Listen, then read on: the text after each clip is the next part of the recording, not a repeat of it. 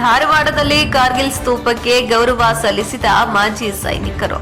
ಹೌದು, ಇಂದು ದೇಶಾದ್ಯಂತ 26ನೇ ಕಾರ್ಗಿಲ್ ವಿಜಯೋತ್ಸವ ಆಚರಿಸಲಾಗುತ್ತಿದೆ. ಅದೇ ರೀತಿಯಾಗಿ ಧಾರವಾಡದಲ್ಲೂ ಸಹ ಕಾರ್ಗಿಲ್ ವಿಜಯೋತ್ಸವ ಸಂಭ್ರಮ ಮನೆ ಮಾಡಿದ್ದು, ಕಾರ್ಗಿಲ್ ಸ್ತೂಪಕ್ಕೆ ಮಾಜಿ ಸೈನಿಕರು ಗೌರವ ಸಲ್ಲಿಸಿದ್ರು. ಧಾರವಾಡದ ಜಿಲ್ಲಾಧಿಕಾರಿ ಕಚೇರಿ ಕಾಂಪೌಂಡ್ನಲ್ಲಿರುವ ಕಾರ್ಗಿಲ್ ಸ್ತೂಪಕ್ಕೆ ಮಾಜಿ ಹಾಗೂ ಹಾಲಿ ಸೈನಿಕರು ಗೌರವ ಸಲ್ಲಿಸಿ ಕಾರ್ಗಿಲ್ ಯುದ್ಧದಲ್ಲಿ ವೀರ ಮರಣ ಹೊಂದಿದ ಸೈನಿಕರಿಗೆ ಶ್ರದ್ಧಾಂಜಲಿ ಸಲ್ಲಿಸಿದ್ರು.